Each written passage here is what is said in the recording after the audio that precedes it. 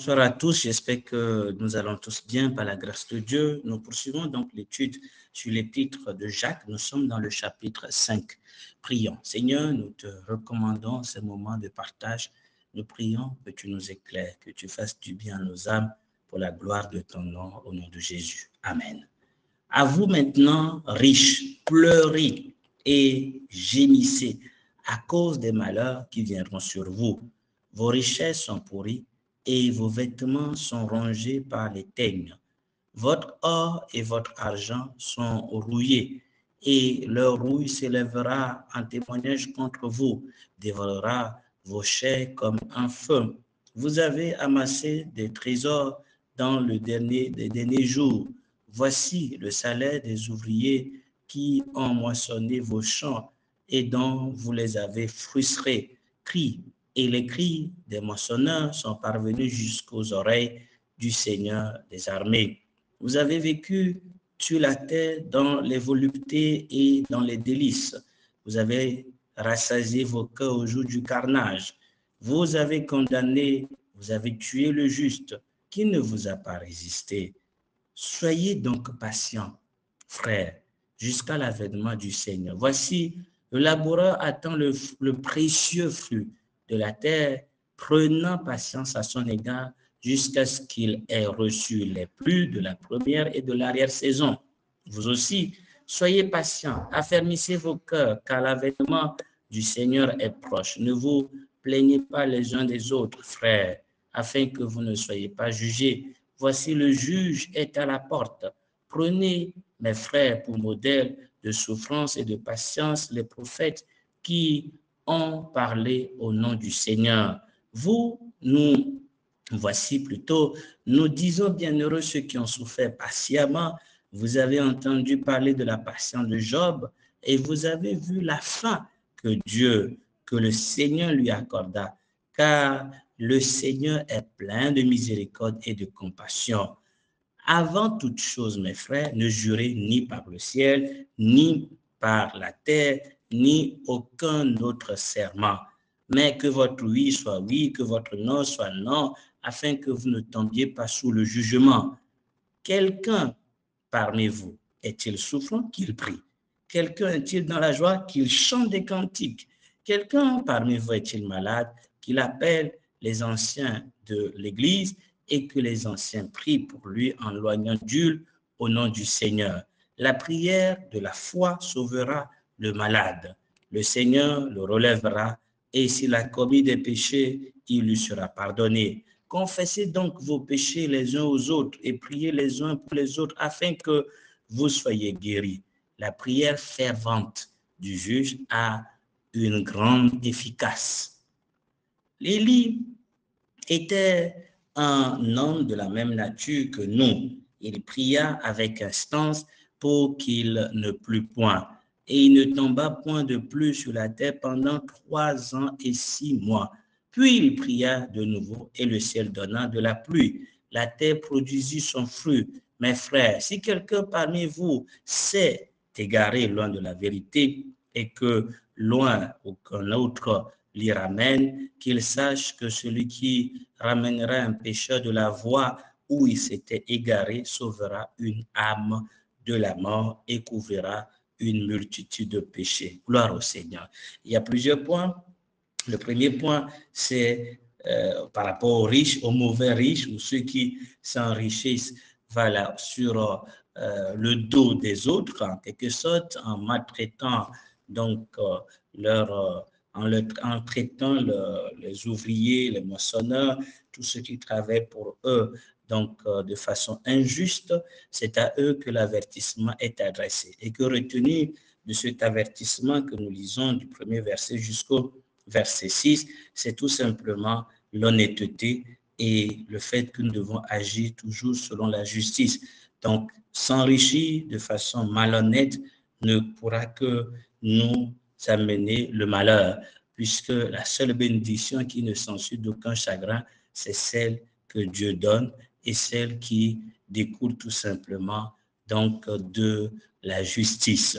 Voilà, c'est ce que nous retenons de ce premier point. Et nous notons aussi clairement que Dieu voit toutes choses et Dieu entend les cris.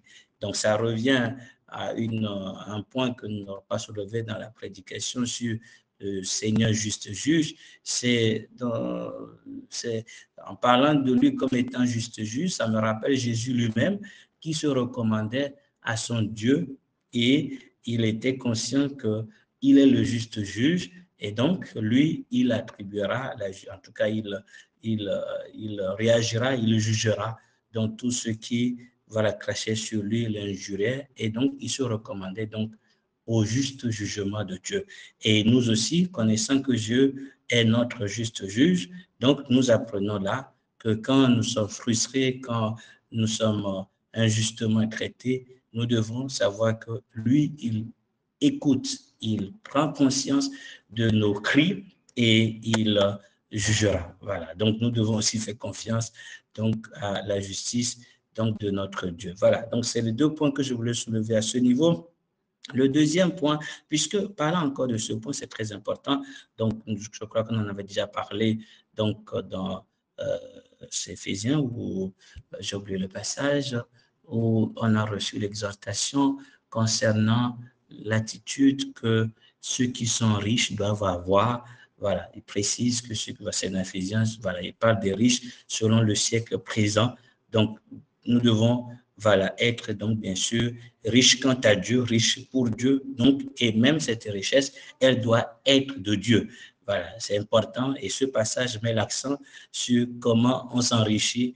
Voilà, et donc, il faut s'enrichir de la part de Dieu et utiliser cette richesse aussi pour Dieu. Voilà, c'est bon pour ce point. L'autre point important, et c'est répété plusieurs fois, c'est la patience. La patience, la persévérance et le fait que nous attendions le Seigneur, nous nous attendons. Donc, il dit, affermissez vos cœurs. Le verset 8, vous aussi soyez patients, affermissez vos cœurs, car l'avènement du Seigneur est proche. Quel encouragement pour nous. Nous sommes persévérants, nous sommes patients et nos cœurs sont affermis dans la grâce de Dieu. Voilà, nous vivons dans cette grâce en étant certains qu'un jour ou un autre, le Seigneur viendra et nous verrons bien évidemment le fruit du travail que nous avons fait, mais aussi, donc, il viendra pour consoler nos cœurs, comme c'était le cas de Job, qui bien évidemment a été éprouvé, mais à la fin, le Seigneur lui a donné donc une pleine restauration. Il nous dit, nous devons considérer, il y a tellement d'exemples dans les Écritures, dans des gens qui ont été donc dans la patience et qui ont eu une fin merveilleuse. Une fin merveilleuse, Job. Job a reçu la bénédiction, la promesse au travers des rêves, mais on a vu bien évidemment combien le chemin vers sa bénédiction, vers son élévation, était un chemin de souffrance. Mais il a patienté, il a persévéré en affermissant son cœur, puisque évidemment, c'est de cœur que vient toute chose. Et quand notre cœur est troublé, nous ne pouvons pas nous attendre au Seigneur. C'est pour ça que j'aime bien l'exhortation de Jésus. Quand il partait, il a dit que votre cœur ne se trouble point. Jean 14. Vous croyez en moi, croyez aussi en mon Dieu. Et je vous rassure que je viendrai vous chercher puisque dans la maison de mon Père, il y a... Voilà. Et c'est cette espérance qu'il leur a donnée pour qu'ils soient affermis, qu'ils attendent et que les souffrances qu'il va évoquer, voilà, en les prévenant que vous aurez de la tribulation, vous aurez des difficultés, voilà, vous allez pleurer un temps et après vous serez dans la joie. Ce qui nous donne de tenir ferme, c'est le fait que notre cœur n'est point dans le trouble. Notre cœur est affermi dans la grâce et dans l'assurance des promesses du Seigneur. Et nous devons veiller sur notre cœur, en effet, puisque c'est du cœur que viennent tous les issues de la vie. Et c'est pour ça que quand nous avons des soucis, des inquiétudes, des choses qui peuvent s'abattre sur nous, qui peuvent être des souffrances, il nous dit, venez, Éphésiens le chapitre, Philippiens plutôt le chapitre 4, il dit, faites connaître vos besoins, faites connaître pas des supplications, voilà. Et qu'est-ce qu'il dit? La paix de Dieu qui dépasse toute intelligence va garder nos cœurs et nos pensées en Jésus-Christ. Voilà la priorité, c'est que nos cœurs et nos pensées soient gardés en Jésus-Christ. C'est ce qui nous donnera de pouvoir attendre Donc, jusqu'à ce que notre Seigneur, qui est plein de miséricorde et de compassion, qui est aussi juste, qui a promis aussi de donner une suite à tout ce que nous pouvons faire pour sa gloire, tout travail que nous pouvons, voilà, donc faire pour lui, par amour pour lui, même dans la souffrance, toute semence, puisqu'il parle du laboureur qui sème et qui attend patiemment le fruit précieux. Voilà, il nous fait voir que la vie chrétienne est du semence, le travail qu'on fait pour le Seigneur, c'est une semence, et tôt ou tard, il y aura donc un fruit merveilleux que nous recevrons, nous verrons ce fruit, ce sera merveilleux quand devant le Seigneur, il louera notre fidélité, notre attente. Il y a aussi Apocalypse qui dit, sois fidèle jusqu'à la mort et je te donnerai la couronne de vie. Donc voilà, nous avons des tribulations, mais soyons fidèles. Et pour que cela soit ainsi, veillons sur nos cœurs, vraiment sur nos cœurs, que nos cœurs ne soient pas dans les troubles. Le Seigneur veut que nos cœurs, nos pensées soient occupés par Jésus, que nous soyons gardés par Jésus. Et pour qu'il en soit ainsi, déchargeons nos fardons sur lui et la paix qu'il a promise sera notre partage et nous serons ainsi gardés. Ensuite, à partir du verset 22, il nous exhorte, donc déjà le verset 12 plutôt, il exhorte à ne pas ajouter, ne pas être dans les détails des explications ou même dans les jurés par le ciel. Dites clairement la vérité, ce que vous avez à dire, c'est-à-dire oui, oui, non, non, pas d'explication. Il nous arrive des fois, je donne un exemple très simple, il peut arriver que, voilà, quelqu'un peut te demander quelque chose, tu as reçu une réponse claire, c'est-à-dire tu dois lui dire oui, ok, tu lui dis oui, sans donner des détails sur comment tu as fait, tout ça, bon, c'est pas nécessaire. Ou tu dis non sans essayer de te justifier parce que tu dis, bon, la personne ne va pas comprendre, il faut quand même que je donne des explications. Non, pas du tout. Il faut donner tout simplement ce que le Seigneur te met à cœur de dire et tu t'arrêtes là. Ne va pas dans les détails. Il dit ce qui vient, il n'a pas dit ça ici, mais dans notre passage, il a dit ce qui vient après est du diable.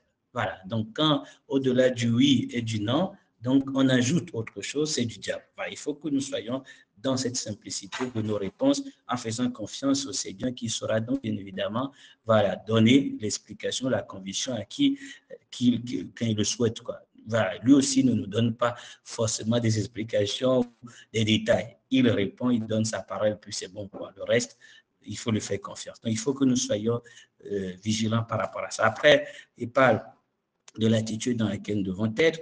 Donc, quand il y a de la souffrance, il dit qu'il faut prier. Voilà. Donc, quand il y a souffrance, au lieu d'être dans les réflexions, il faut aller prier. Tout simplement, si on est dans la joie, bien sûr, on l'exprime au travers des cantiques. Et si on est malade, il parle bien évidemment donc des anciens qui peuvent aussi nous soutenir dans la prière.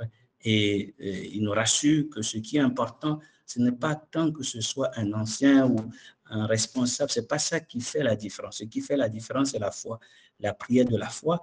Et ensuite, il va ajouter donc la prière du juste au verset 16. Mais un élément important, c'est le fait d'être honnête, d'être au clair. Voilà, donc il dit confessez vos péchés les uns aux autres et priez les uns pour les autres pour que vous soyez guéris.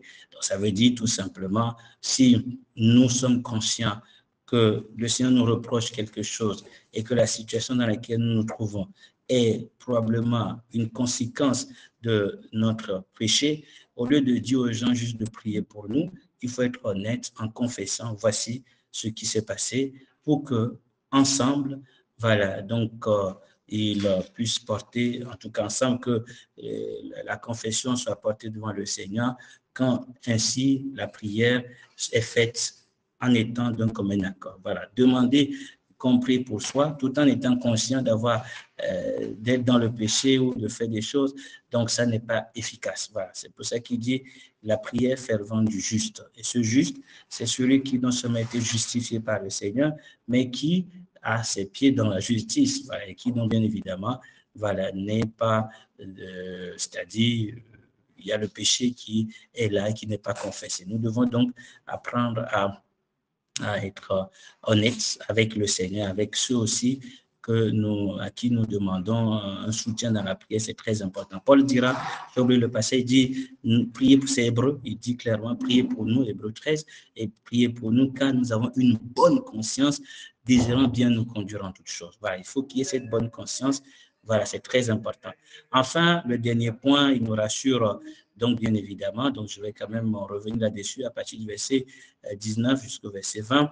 Il nous fait comprendre l'importance de veiller les uns sur les autres pour ramener, voilà, l'un qui s'égare à la vérité. Autrement dit, nous devons accepter des reproches, qu'on nous recadre, qu'on nous rappelle, bien évidemment, donc voilà, la vérité, afin que nous soyons, bien évidemment, ramenés sur la bonne voie. C'est très important puisqu'il nous appelle à veiller les uns pour les autres, à laver les pieds des uns des autres. Voilà, que le Seigneur nous donne de jouir de sa grâce au travers de cette méditation et qu'il nous fasse tous du bien pour sa gloire au nom de Jésus. Amen.